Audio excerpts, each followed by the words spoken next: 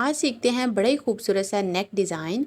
यहाँ पे आपने 12 इंच के हिसाब से लेंथ में पट्टी लेनी है और उसको आपने डबल करके फोल्ड करके यानी कि कटिंग करना है, ठीक है। और 1 इंच आपने डीपली इसको कट करना है और हाफ इंच के हिसाब से आपने इसको साइडों से कटिंग करना शुरू कर देना है। अब जिस तरफ से अम्मी ने पकड़ा हुआ है ना, वहाँ से ये पट्टी बंद है, ठीक है। तो इस तरह से जैसे लड़कों की पट्टी होती है वैसे ये पट्टी कटिंग हो गई। अब यहाँ पे ये कमीज़ का एक बॉर्डर था और इस बॉर्डर को ही यूटिलाइज़ करना था और इस बॉर्डर के अंदर एक बॉर्डर है जो आपको नज़र आ रहा है सेंटर में, बस उसी को ही इस्तेमाल करना था, यही कस्टमर की डिमांड थी। अभी इस बॉर्डर के साथ आपको एक छोटा सा जोड़ नज़र आ रहा है जो अम्मी ने कपड़े का डाला है, वो इस वजह से क्योंकि इस पट्टी की ये जो 2 शाखें नज़र आ रही है ना आपको, इस एक शाख ने उसके ऊपर गिरना था जिसको अभी अम्मी पेस्ट कर रही हैं। तो इस तरह से आपने जल्दी से टिकन को अच्छा सा कटिंग करके प्यारा सा नीट एंड क्लीन करें और उसको कर लें पेस्ट। और एक्स्ट्रा कपड़ा जो है वो आपने कट कर देना है और सारा कपड़ा नहीं कट करते, थोड़ा सा रखते हैं जिसको हमने अंदर की तरफ मोड़ना होता है। और अच्छे से इसको कटिंग किया करें, जितनी आप अच्छी कटिंग करेंगे ना, आप यकीन करें आपकी स्टिचिंग उतनी अच्छी होगी। अब इसको पानी लगा के अच्छी तरह से इस्त्री की मदद से प्रेस करें और ये अंदर की तरफ मुड़ जाएगा। अच्छा, काफ़ी लेडीज़ जो हैं वो ग्लू वगैरह भी यूज़ करती हैं, तो अगर आप लोगों के पास अवेलेबल नहीं है तो कोई मसला नहीं है, बस करने का जुनून होना चाहिए। चीज़ें आपके पास कैसी हैं कैसी नहीं ये डिपेंड नहीं करता। अब पट्टी को अच्छी तरह से कपड़े के ऊपर पेस्ट करने के बाद इसकी कुछ शक्ल आपको ऐसी नज़र आएगी। अब सेंटर वाला जो कपड़ा है वो आपने नहीं कटिंग करना, ये जो वी शेप में सेंटर में कपड़ा मौजूद है इसी कपड़े का सारा गेम है। इस कपड़े को हम डायरेक्टली ही कपड़े कमीज़ वाले के ऊपर पेस्ट कर देंगे तो हमारा गला मिनटों में तैयार हो जाएगा। अब गले की लेंथ और विड्थ जो है वो आपने अपने हिसाब से रख लेनी है। अब आपने इस कपड़े की उल्टी साइड लेनी है और इसके ऊपर लगाना है इसको। और अब आपने देखना है कि ये जो नोक है ना, ये दरमियान वाली जो क्रीज़ हमने लगाई होती है ना कपड़े की, उसके ऊपर आनी चाहिए, ठीक है। अगर इधर उधर आई तो इस वजह से आपका गला आगे पीछे हो जाता है।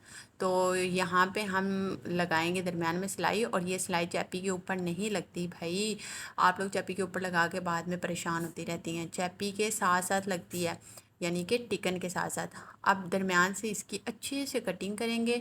अच्छा, जब आप लोग लेफ़्ट और साइड से तो कटिंग कर देते हो कपड़े की, लेकिन ये जो दरमियान में एक नोक सी बन जाती है ना बिल्कुल कपड़े की, आपने वहाँ पे भी दरमियान में कैंची को मारना होता है, ठीक है।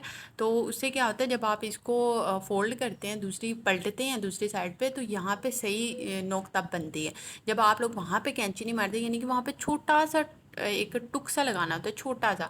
तो उससे क्या होता है, कपड़ा टू साइडेड हो जाता है और आराम से नोक बड़ी खूबसूरत सफाई से बन जाती है।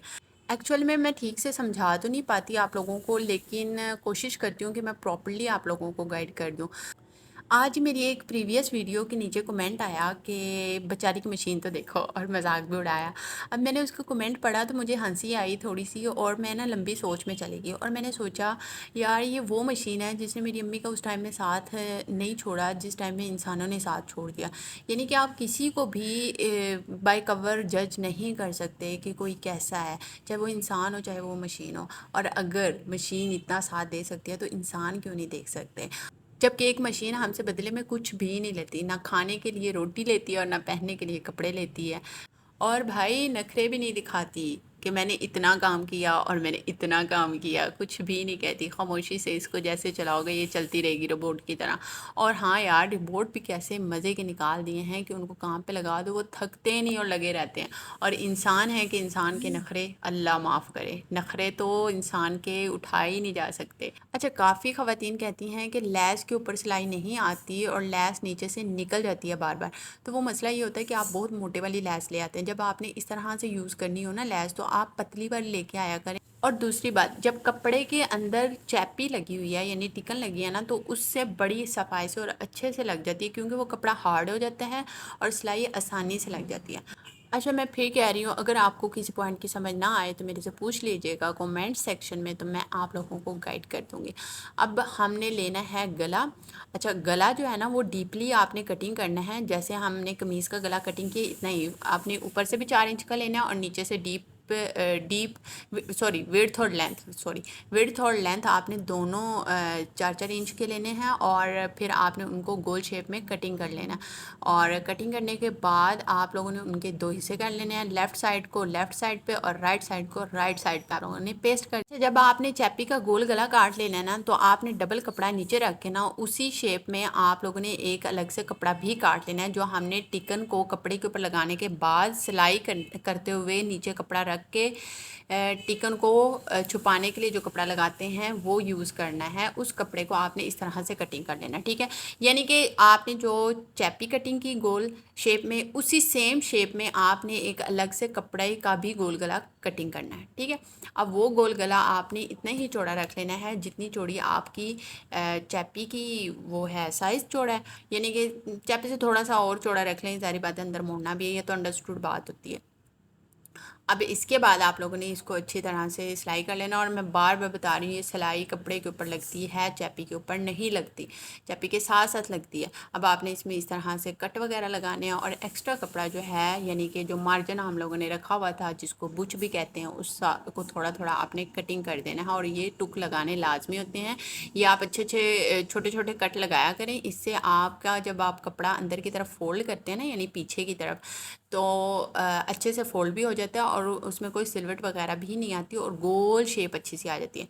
अच्छा, ये गोल गला काटने का मकसद ये था कपड़े का कि जब आप टिकन के पीछे ये कपड़ा लगाएंगे ना, एक तो आसानी से लग भी जाएगा और दूसरा आपका जो कपड़ा है ना वो आगे पीछे नहीं होने वाला, ठीक है। और ना ही कमीज़ पहनी हुई आगे पीछे होगी, तो ईज़िली और मिनटों में ही काम हो जाता है।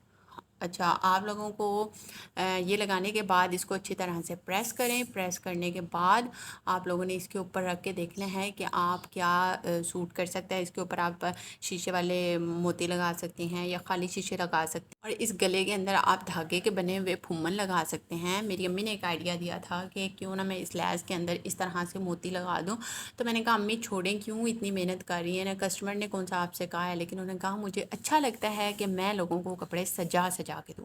अच्छा, एक बात और ये कहूँगी कि जैसे अब ये शर्ट है, सिंपल सी है और लाइट कलर है बिल्कुल, तो इसके ऊपर ना थोड़ा सा डार्क कलर का ना टच देना चाहिए। जैसे इसमें कोई हमें डार्क कलर का शीशा लगाना चाहिए,